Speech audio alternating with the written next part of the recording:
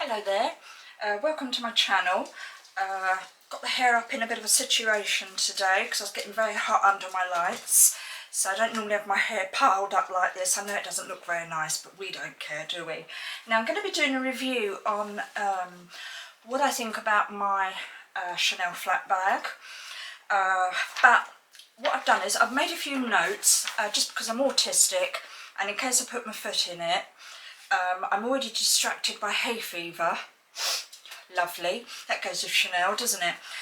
So yeah, I've made a few notes just as I don't put my foot in it.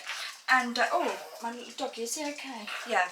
And I also just wanted to tell you a little bit about Chanel before I launch into my experience and how it was and everything. Okay, now I've done something a bit and that is, well, I say it's because this is what I wrote, this is my words, and I'm going to say it for every one of my bag reviews. I'm only going to select a few of my bags, but it doesn't matter whether a bag's thousands or £20. I wrote this, okay, a bag. A bag can be free or it can cost thousands of pounds. A bag doesn't define you as a person, it's a fashion accessory. A bag can't say if you're good or bad. A bag shouldn't make someone feel superior or inferior. A bag should serve its purpose and be able to carry your things in it. It's just a bag, okay? Because, you know, I don't want anyone to watch this and feel bad. I know there's no need really to say that, but, well, maybe there is. Now, Chanel, okay. And I think we all know Chanel is expensive and it's a luxury fashion house brand. It was founded by Coco Chanel in 1910. Oh, by the way, if you're not interested in any of this, do skip forward, but I just thought it would be nice to share. Okay, so I have a Chanel flat bag, which I'll be showing you in a minute.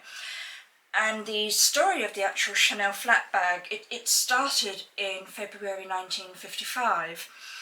Coco decided that she wanted to create a bag that would allow women to keep their hands free whilst carrying a bag, because so many bags were clutch bags, or you carried them underneath, or just handles, you know.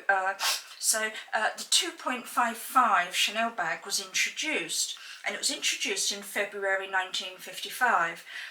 That's why it was called the 2.55. Now, Coco Chanel is actually rumoured to have said, and this was sourced online via the website from Chanel, that she was fed up with holding my purses in my hands and losing them. So, so I added a strap and I carried them over my shoulder. So that's a little interesting point of information. The flat bag has a small zipped compartment and it's under the bag's top flap, which I'll be showing you. It's reported to have been designed by Chanel, that's Coco Chanel, to keep her secret love letters from all her affairs in. I mean, we're not going to know unless we ask her, are we? And she's not with us anymore. But that's how the story went. The actual classic handbag was created by Karl Lagerfeld when he joined Chanel in 1983. And that was a reinterpretation of the iconic 2.55. I think we all know, if we either have or want or aspire to having Chanel, that the prices have gone up throughout the years, and they've maintained a steady and sometimes very fast increasing cost. It's just, oh, that's, wow, okay. Prices, very dear, unless of course you're very rich. Now, just focusing on my style of bag, it comes in different colours, leathers, fabrics with different coloured hardware. And the point of filming this video, the classic flat prices are as follows. A small classic flap is 6,210, a medium classic flap is 6,630, a jumbo classic flap is 7,140, and the maxi classic flap is 7,570. when I got mine back in 2015, it was 3,725, and I've got the large or the maxi. Not sure. I should be sure, shouldn't I? But I'm not.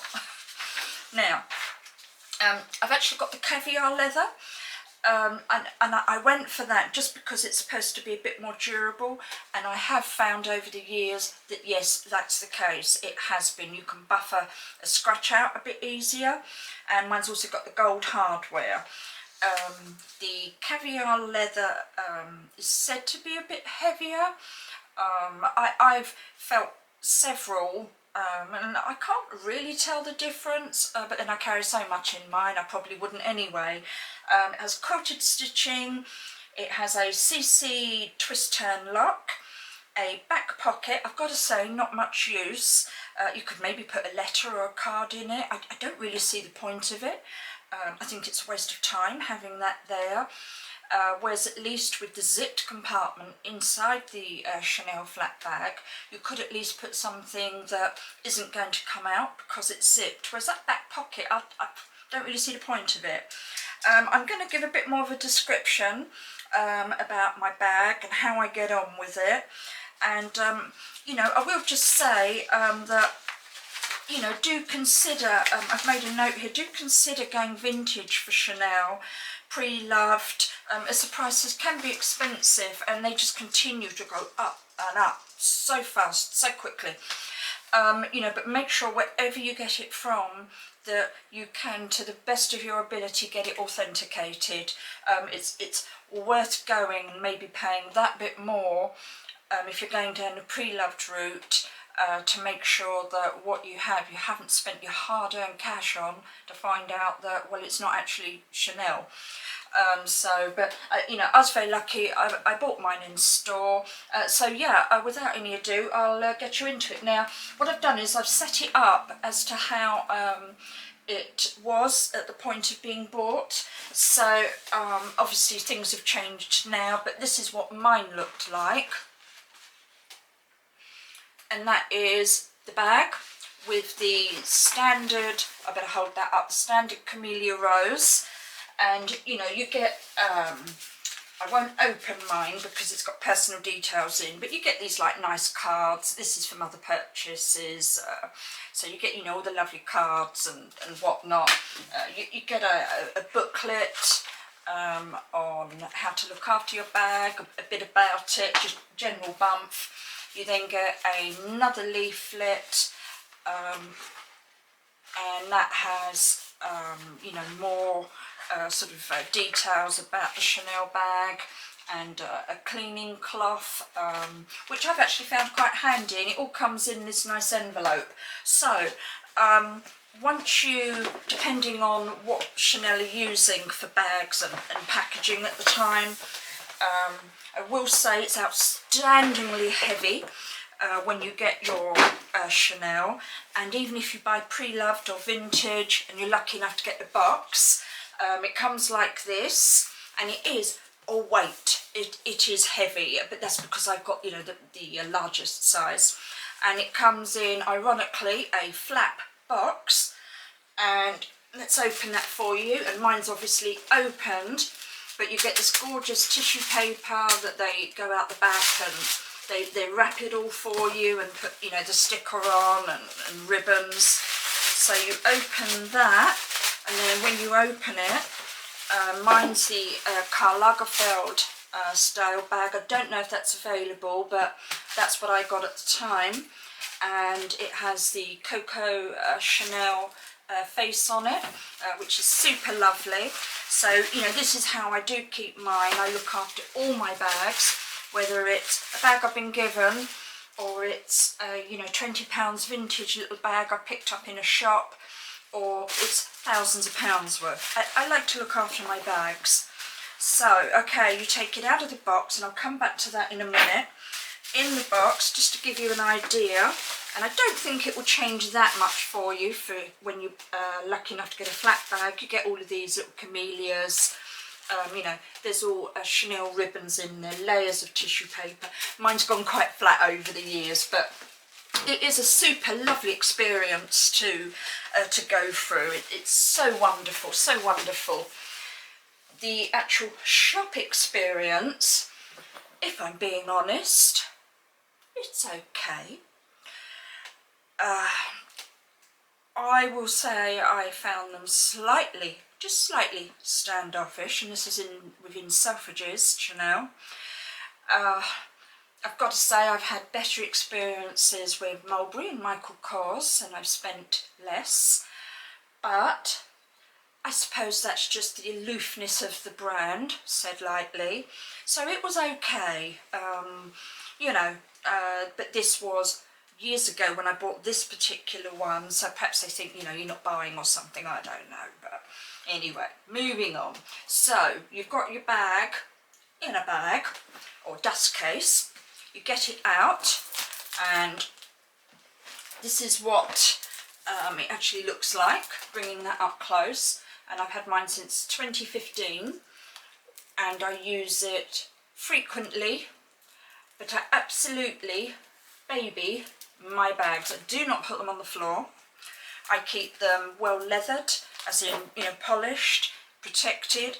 I keep the gold hardware. It's not solid gold, sorry, but you know what I mean, the gold effect hardware.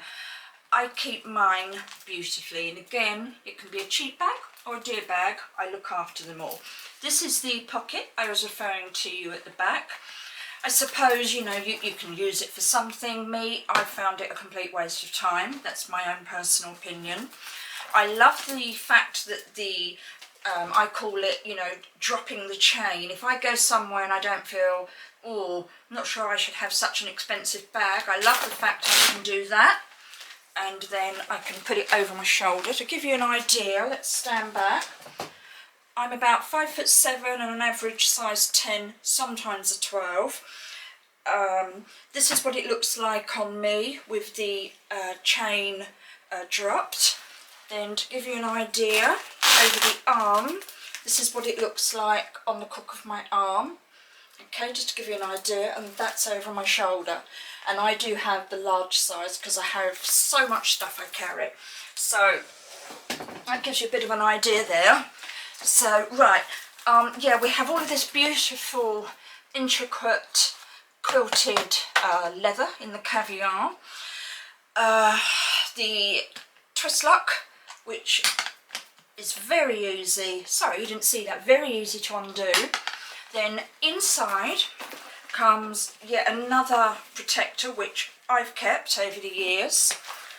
Then I'll leave all the other stuff in there. You get all of this white protection inside, like, you know, papers to keep the bag with its shape. You have the internal zipped pocket that Coco designed. You have another section here, and this isn't possibly the case with all of them, but mine is the double flap, not a single flap there. Then this also, let me just show you, because there's not anything in there. Yeah, this also clips at the front for more security. You have the standard, you know, double C Chanel in this beautiful oxblood red. Inside there is a serial number at the bottom, which I'm not going to show for security reasons. I'll leave that alone. There is a place to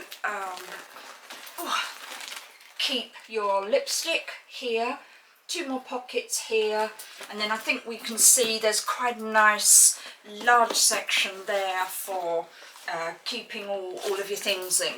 So, you know, that's a bit of an idea of the bag. Now, as I say, they do come in all colours, shapes, sizes, single flap, double flap, you know, materials, everything. Now, I have to say, unfortunately, when I bought my first one, I had to return it. Because, believe it or not, the stitching was coming undone, which for that kind of money you don't expect. So when you buy a Chanel, if you're buying it new that is, don't assume because you paid a lot of money for something that it will always be perfect, because mine wasn't. And I was kept waiting nearly 45 minutes while they checked that the bag that was being returned, understandably, was the right bag. But I didn't get offered a cup of coffee or a cup of tea. I was just left to, you know, sit over in a corner somewhere, so that wasn't very nice. I will say as well that it was busy in there, and that may have added to why we had to wait. But it wasn't very nice, you know. And I would like to say I had to return a purse as well. I mean, this is, in the UK we call a handbag, we don't call this a purse. But I did have to return a purse as well.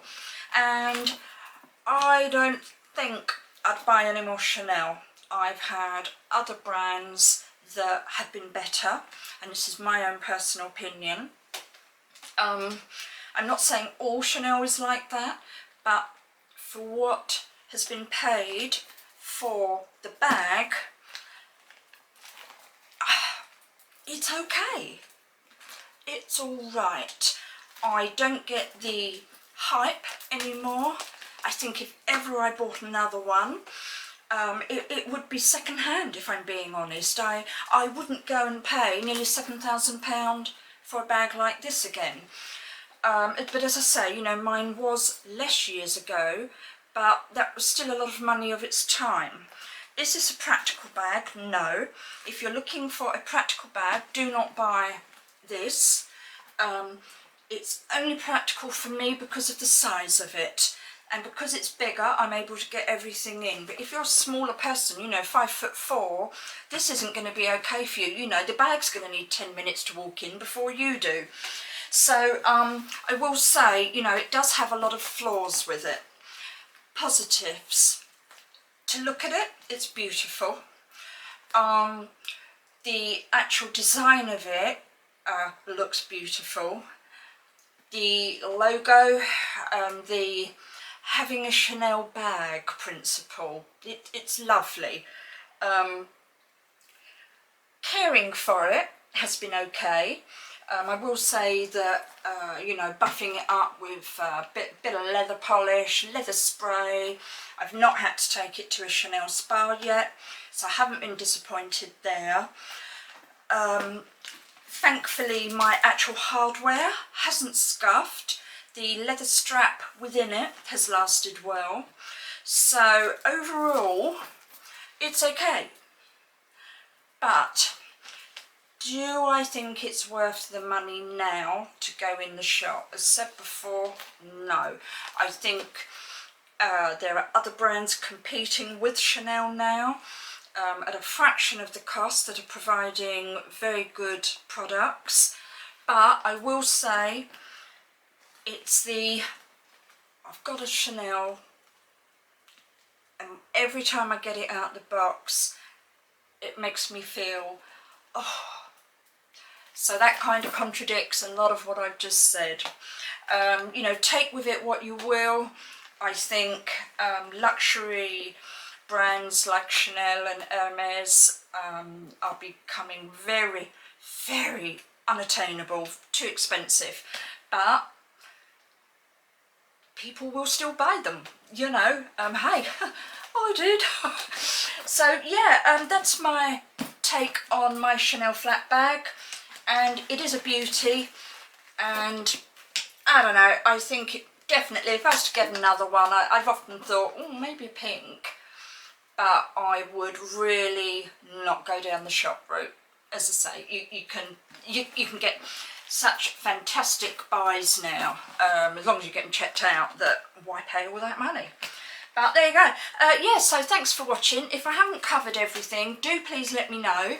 I'll happily give you any more information that I can best do, answer any questions, and I hope you enjoyed my my little review, my take on my Chanel double flat bag. Okay, thanks for watching. Take care. Bye.